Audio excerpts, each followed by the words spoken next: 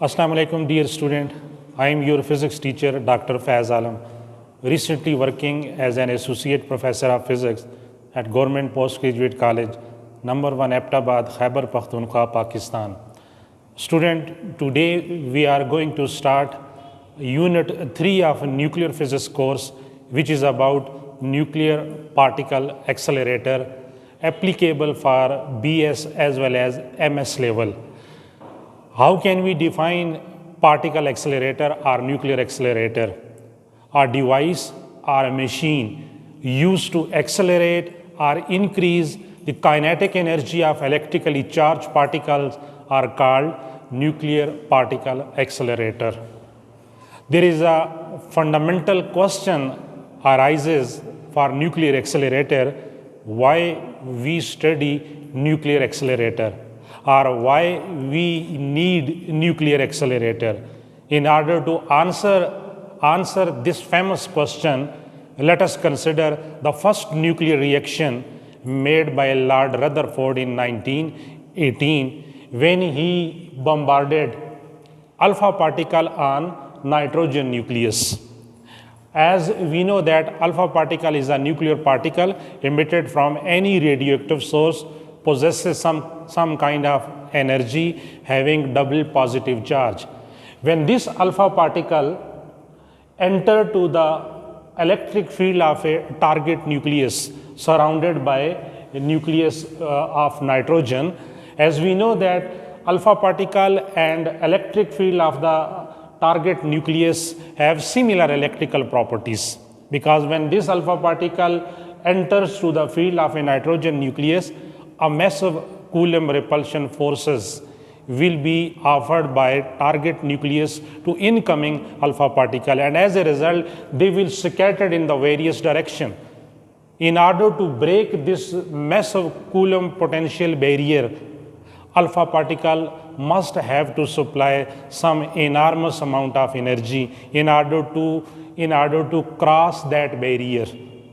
So the first answer of this fundamental question, why we need a nuclear accelerator, to study nuclear reaction.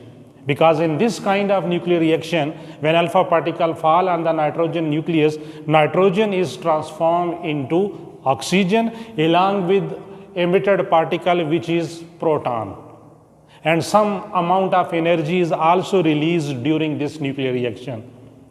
If we consider the second nuclear reaction, which were developed by Chadwick in 1932 for the discovery of neutron, when he bombarded alpha particle on beryllium target, beryllium is transformed into carbon and along with nitrogen.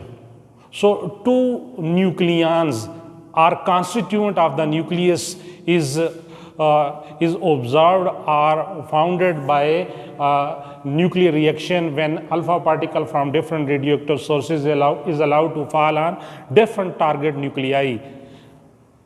From these two nuclear reactions, we obtain some information. What will be these information? Nuclear accelerator is a tool to produce enormous amount of energy. यानी nuclear accelerator को क्यों study किया जाता है? इस question के answer के लिए हमने ये दो न्यूक्लियर रिएक्शन लिए, एक लॉर्ड रदरफोर्ड का और दूसरा चैडविक का for the discovery of proton and neutron. Rutherford के न्यूक्लियर रिएक्शन से प्रोटॉन की डिस्कवरी हुई और चैडविक के न्यूक्लियर रिएक्शन से न्यूट्रॉन की डिस्कवरी हुई. तो ये दोनों न्यूक्लियर रिएक्शन हमें बहुत सारे आंसर्स प्रोवाइड करते हैं. मल्टीपल इंफॉर्मेशन आप कलेक्ट कर सकते हैं इन दोनों न्यूक्लियर रिएक्शन से.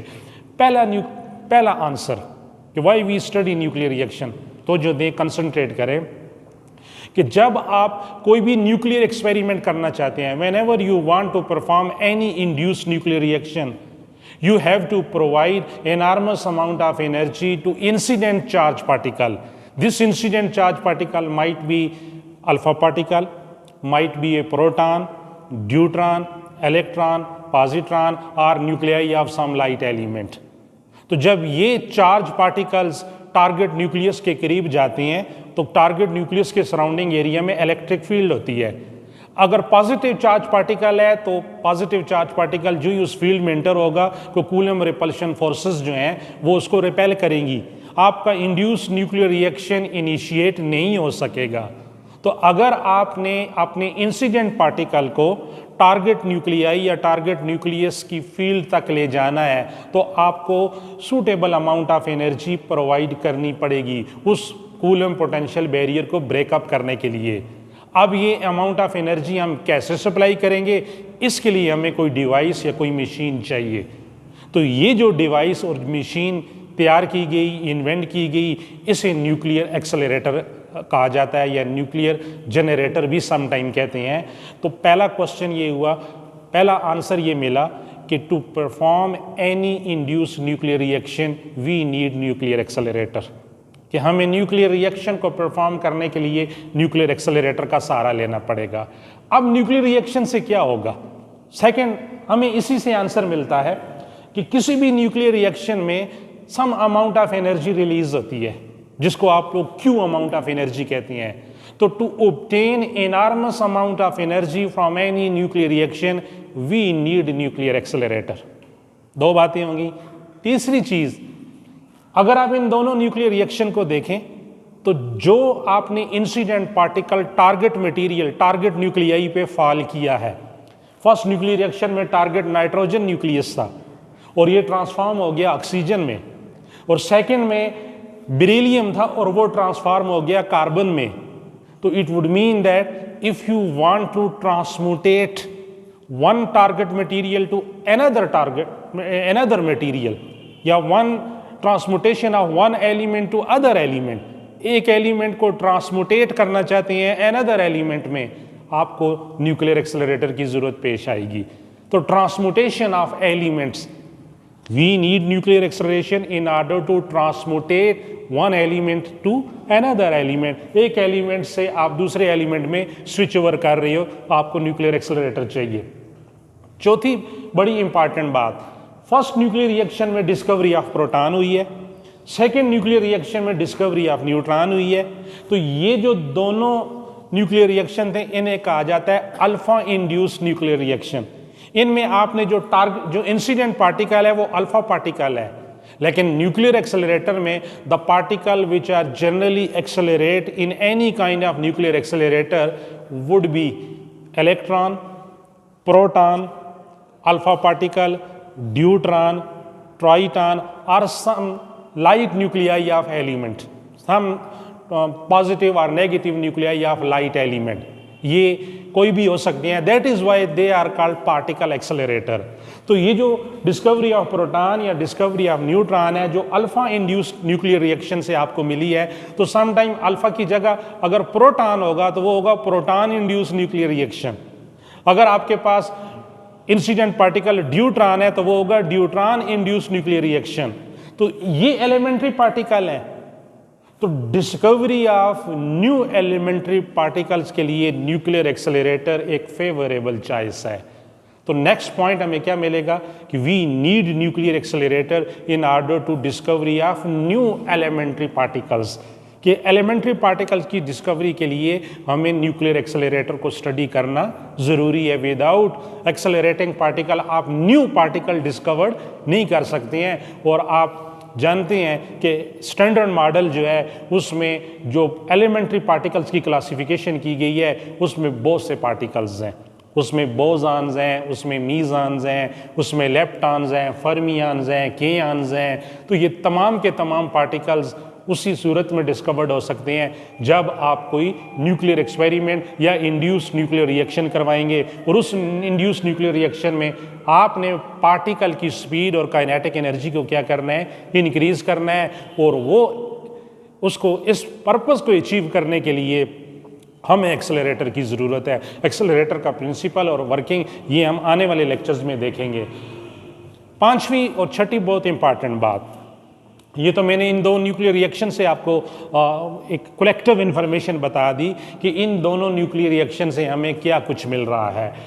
Nuclear properties, structure and size of the nucleus can be studied by using nuclear accelerator. वो कैसे कि जब आप कोई high energy charge particle nucleus पे फॉल करती हैं। बड़ा famous experiment electron diffraction experimental technique to study the structure और कंपोजिशन ऑफ द न्यूक्लियस, कि इलेक्ट्रॉन को अगर हम एज ए वेव ट्रीट करें, इलेक्ट्रॉन को एज ए वेव ट्रीट करें, और जब वो हाई एनर्जी इलेक्ट्रॉन जिसको एक पार्टिकल एक्सेलरेटर में एक्सेलरेट किया जाए, उसकी काइनेटिक एनर्जी इंक्रीज हो जाए और न्यूक्लियस पे फॉल किया जाए, तो इलेक्ट्रॉन वहाँ से क्या होगा, स्कैटर्ड होगा, डायफ्रैक्ट होगा। अब ये electron as a wave treat हो रही है, यानी ये just like diffraction of X ray, जिस तरह एक्सरे डायफ्रैक्ट होती है, तो जिस मीडियम से, जिस पार्टिकल से वो डायफ्रैक्ट होती है, उसकी इमेजेस फोटोग्राफिक प्लेट के ऊपर बनाती है, तो उन डायफ्रैक्टेड इमेजेस को हम लोग स्टडी करते हैं। इसी तरह electron as a wave treat होगा, जब उसको न्यूक्लियस पे फॉल करेंगे, स्कैटर्ड होगा, उसको कलेक्ट करेंगे फोटोग्राफिक प्लेट पे, तो कुछ इमेजेस बनाएगा। उन इमेजेस से हम लोग स्ट्रक्चर और कंपोजिशन ऑफ न्यूक्लियस को स्टडी करेंगे। तो nuclear accelerator is a tool in order to study structure, size and composition of the nucleus when some incident charge particle is allowed to fall on the target nuclei or target material. एक और important tool आता है कि nucleon scattering. Nucleon scattering ये होगी कि हम किसी भी इलेक्ट्रिकली चार्ज पार्टिकल को जब स्पीड या काइनेटिक एनर्जी प्रोवाइड करते हैं और वो न्यूक्लियस पे फॉल करता है, तो न्यूक्लियस में जो न्यूक्लियंस होंगे, प्रोटॉन और न्यूट्रॉन, लेट्स सपोज आपने एक incident proton positive charge particle ये न्यूक्लियस पे फॉल किया, तो न्यूक्लियस के अंदर प्रोटॉन भी मौजूद है, तो प्रोटॉन वर्सेस प्रोटॉन कोलिजन होगा, इलास्टिक कोलिजन, और प्रोटॉन स्कैटर्ड होगा। इसे कहते हैं न्यूक्लियन स्कैटरिंग, ये भी हम आगे जाके पढ़ेंगे। तो जब ये प्रोटॉन स्कैटरिंग होगा, तो वी कैन गेस और collect some information regarding composition of proton, कि प्रोटॉन की कंपोजिशन क्या है, what is the constituent of proton and what is the constituent of neutron which is called quarks, कि proton और neutron का जो composition है क्वार्क्स है। इस चीज़ के मुताल्लिक भी हमें इंफॉर्मेशन कौन सी चीज़ दे रही है, न्यूक्लियर एक्सेलरेटर दे रहा है। यानी हम जो क्वार्क्स मॉडल है उस तक जाने में कामयाब हुए हैं बिकॉज ऑफ न्यूक्लियर एक्सेलरेटर। जब आप हाई एनर्जी पार्टिकल को एक्सेलरेट करते हैं और वो न्यूक्लियन से स्कैटर्ड होता है, तो ये प्रोटॉन स्कैटरिंग हो सकता है, प्रोटॉन न्यूट्रॉन स्कैटरिंग हो सकता है, तो हमें न्यूक्लियंस की कंपोजिशन के मुतालिक सर्टन इंफॉर्मेशन मिलती है। तो ये एक और आपको फंडामेंटल आंसर मिल गया कि न्यूक्लियर एक्सेलरेटर को क्यों स्टडी किया जाता है। इसी तरह वो मैंने बता दिया एलिमेंट्री पार्टिकल की discovery to perform nuclear experiment के आपके पास induced nuclear reaction, artificial radioactivity, या to study stable and unstable nuclei, कि जब आप किसी स्टेबल एलिमेंट पे, किसी स्टेबल न्यूक्लियस पे कोई इंसिडेंट चार्ज पार्टिकल फॉल करते हैं, तो उस स्टेबल न्यूक्लियस से कोई भी न्यूक्लियंस बाहर एमिट हो जाएगा, आइदर प्रोटॉन, न्यूट्रॉन और कुछ अमाउंट ऑफ एनर्जी, यानी उसकी internal energy nuclear binding energy में चेंज आ जाएगी।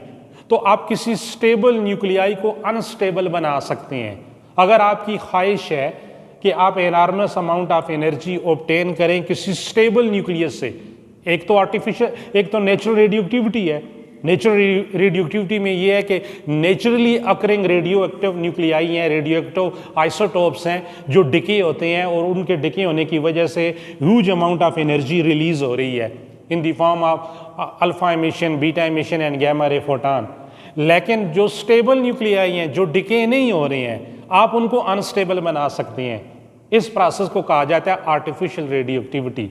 तो ये होता है न्यूक्लियर एक्सपेरिमेंट। तो आर्टिफिशियल रेडियोएक्टिविटी को अचीव करने के लिए, इसके पर्पस को हासिल करने के लिए, you have to provide some kind of kinetic energy to incident charge particles by subjecting it into a accelerator में डाल के आप उसको एक्सेलरेट करेंगे, काइनेटिक एनर्जी प्रोवाइड करेंगे, वो स्टेबल न्यूक्लियस पे जाके फॉल करेगा, वो न्यूक्लियस अनस्टेबल हो जाएगा, और अनस्टेबल होने के बाद उसमें से क्या होगा, रेडिएशन एमिट होंगी। तो you can collect some amount of energy from that stable nucleus. तो इस तरह आर्टिफिशियल रेडियोएक्टिविटी के प्रोसेस को अगर आपने अचीव करना है, तो आपको न्यूक्लियर एक्सेलरेटर की ज़रूरत पेश आएगी।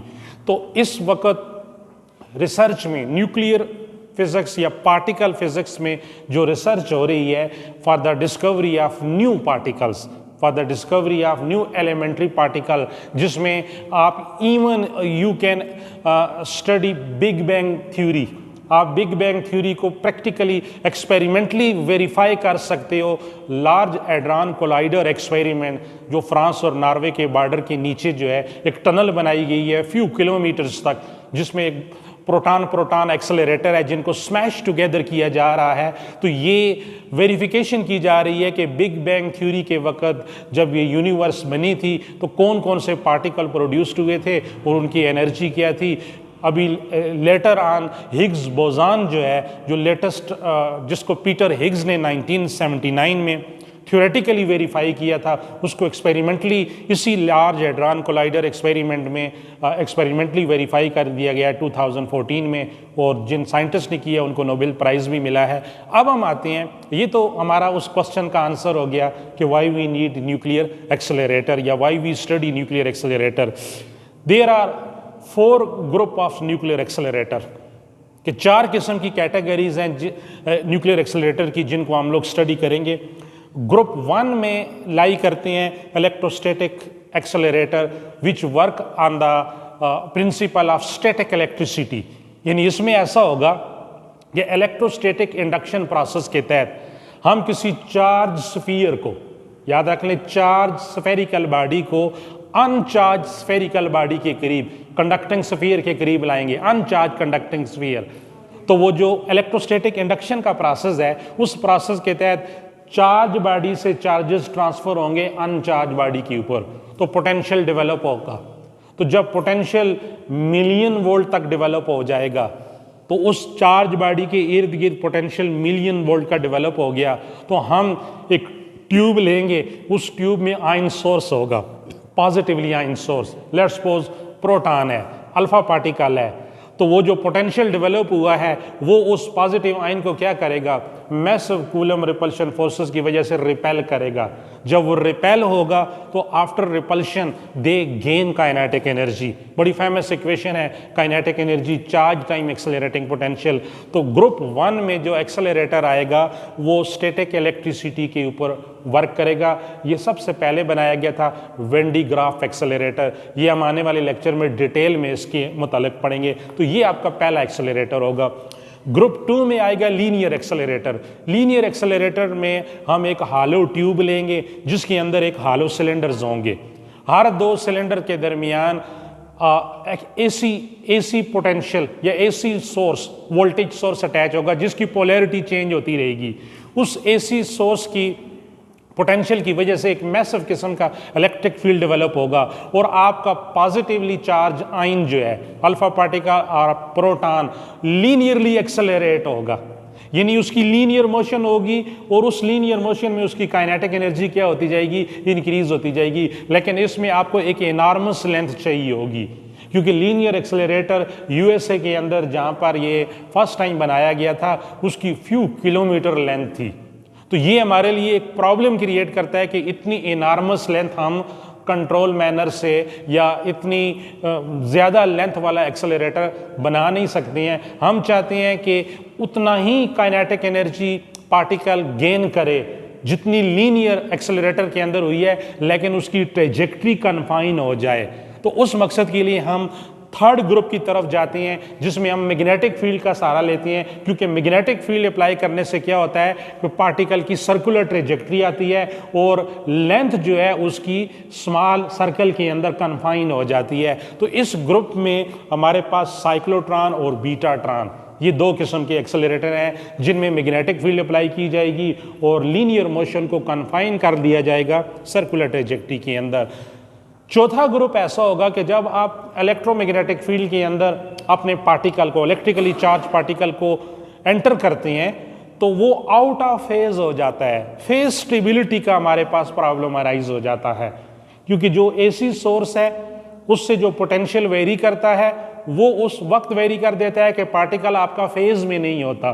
तो फेज में लाने के लिए हम ऐसा करते हैं कि ग्रुप 4 में दो किस्म के एक्सेलरेटर हैं जिन्हें कहा जाता है सिंक्रोसाइक्लोट्रॉन और सिंक्रोबीटाट्रॉन। इनको स्टडी करेंगे तो ये फेज स्टेबिलिटी का प्रॉब्लम ओवरकम हो जाएगा। तो इस तरह ये एक फंडामेंटल एक जनरल लेक्चर था अबाउट न्यूक्लियर पार्टिकल एक्सेलरेटर कि why we study nuclear particle accelerator. See you again.